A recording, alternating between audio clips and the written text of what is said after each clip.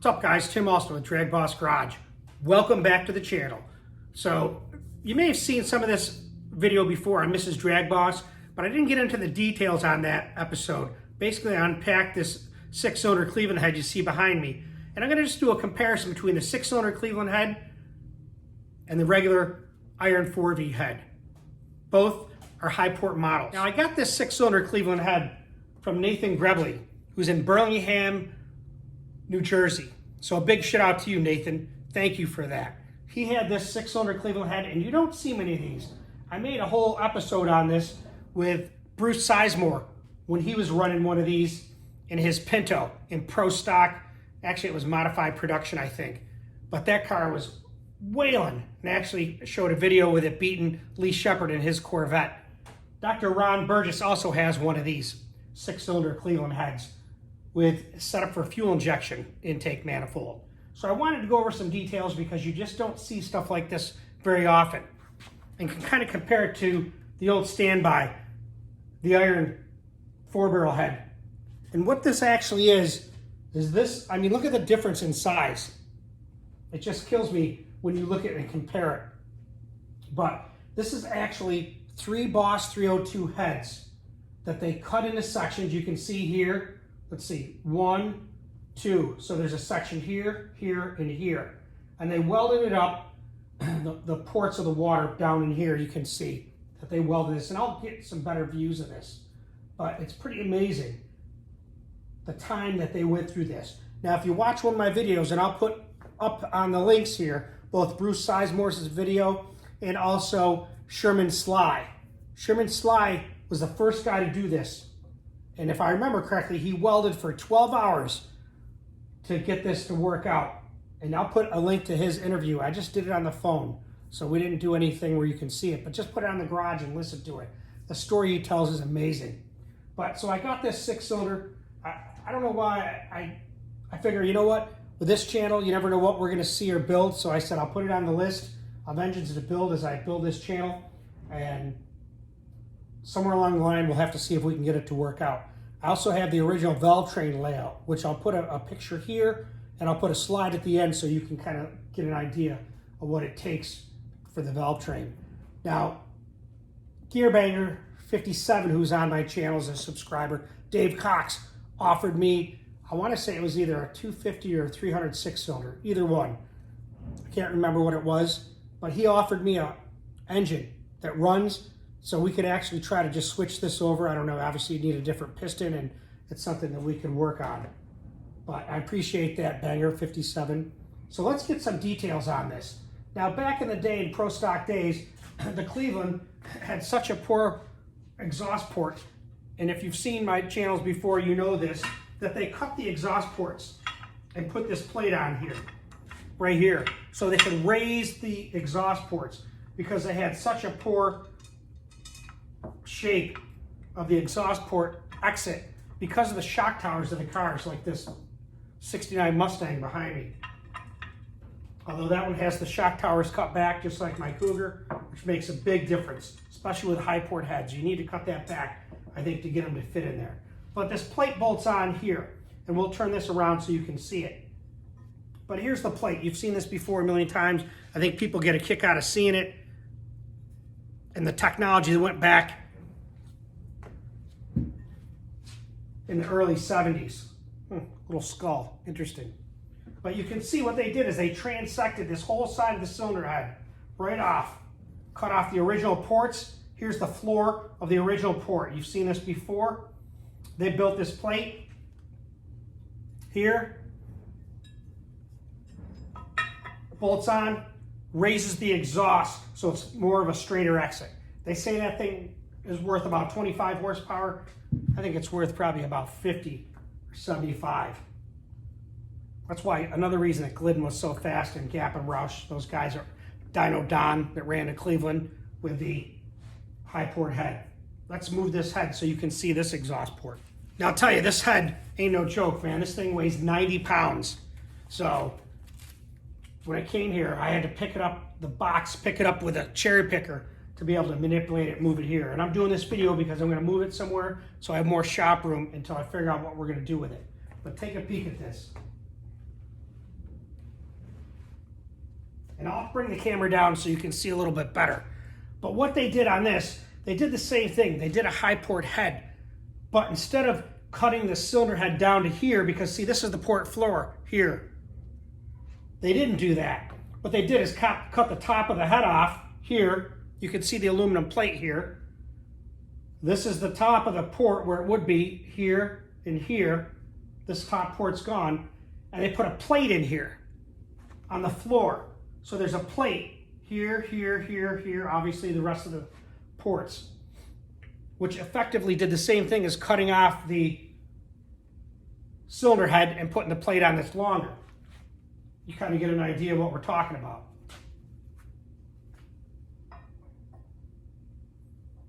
Pretty much kind of a similar concept.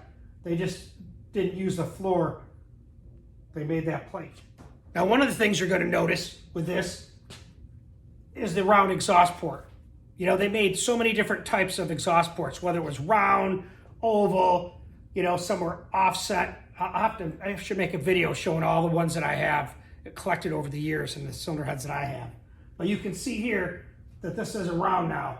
It's like an oblong, and it has a shape, elliptical kind of, comes back around here. This is straight, but this side curves back. So whether that gives you a different flow advantage, I don't know. But it's pretty unique. I never took this off. You can see here it's welded here.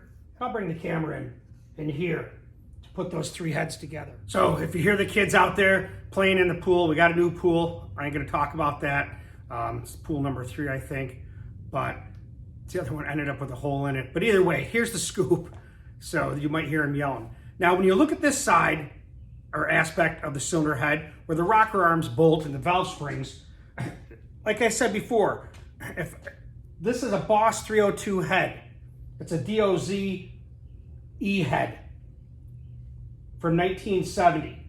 Now, this one has been modified to fit in a Cleveland because some of the water ports have been brazed over. This head here is also a Boss 302 head. It's a D1ZE. The reason that I know that, other than that part number, is the fact that both of them have, and I'll show you when I kind of get a closer view of these, they all have the casted in WF, Windsor Foundry. The Cleveland heads were casted at the Cleveland Foundry with that famous C with the F that some of the blocks have. So that's how you can tell Windsor versus Cleveland. At least that's how I look at it. So let's take a peek at them.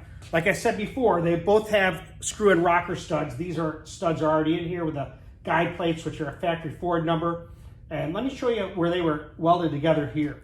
These heads here don't have a lot of modifications over the intake port. Some of them are ported so high that this is all epoxied in to raise that exhaust port. Some of them are also angle milled to make a straighter shot and a shorter shot to the intake valve. But let's take a peek at them close up and you see what I'm talking about. So we'll look at this Boss 302 head. You can see the part number here, DOZE-6090A. And then there's even a date code on here, right here. I don't know if that's 9M15. It looks like. You guys can comment about that. We all like to see a good view of that, where it was cut off, side of the exhaust port and the head. Now here's the Cleveland 6-cylinder. Can't really tell that it's a 6-cylinder until you start really examining the whole picture. But the rocker arm studs are here. They're screw-in studs. It's got a factory Ford guide plate right here. You can move down. You can see here that it says with Windsor Foundry. And let me get you a better view there. See, it's a D1ZE, so that's a Boss replacement head. I think that's a service head. But it's 3 separate heads that were welded or brazed. Here's where one of the sections is, coming across here. Here's the other one coming here. Now, they may have got into their concern about oil getting down in between the cylinder heads where they welded it, so they epoxied it there. That's the only spot I saw where there's some epoxy.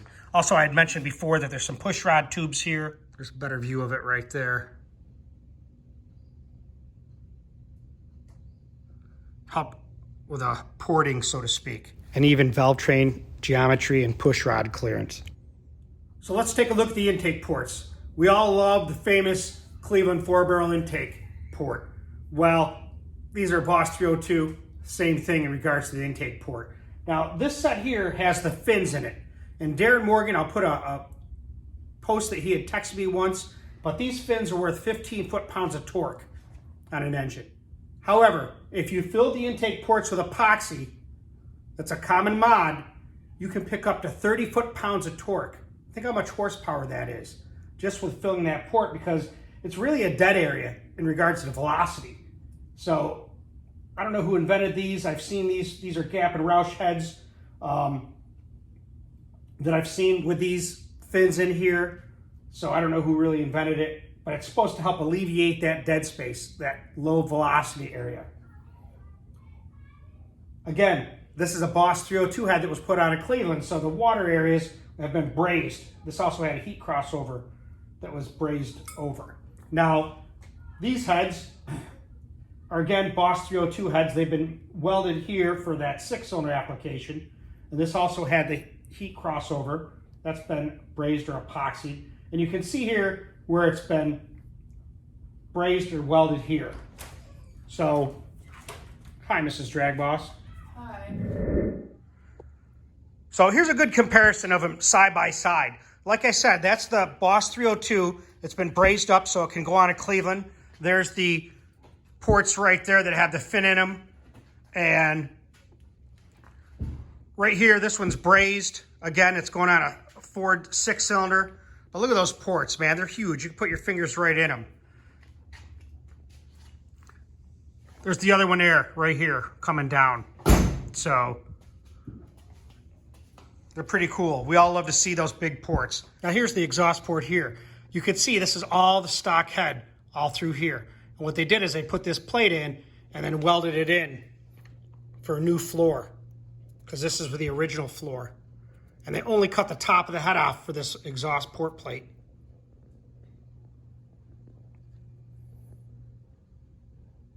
Just a different perspective of how some are done compared to that plate. And I'll show you how that fits on there and you get an idea. But yeah, that's crazy. It's amazing. We need to get this thing going.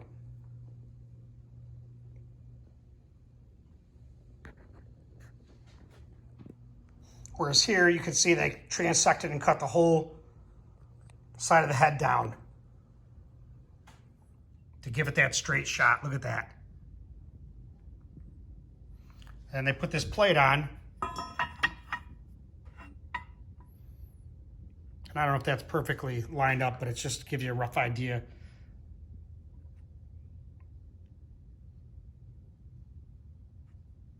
How it raised that up, high ported it.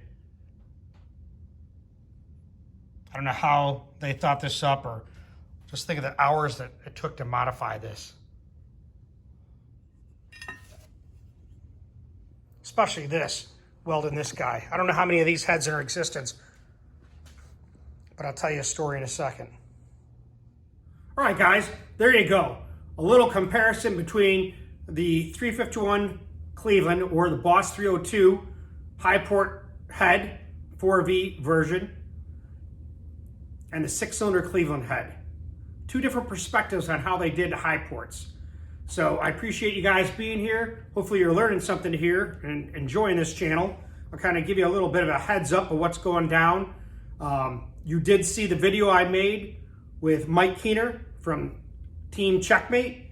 We're going to do another live chat with him, and it's going to be a series type live chat because he has so much history.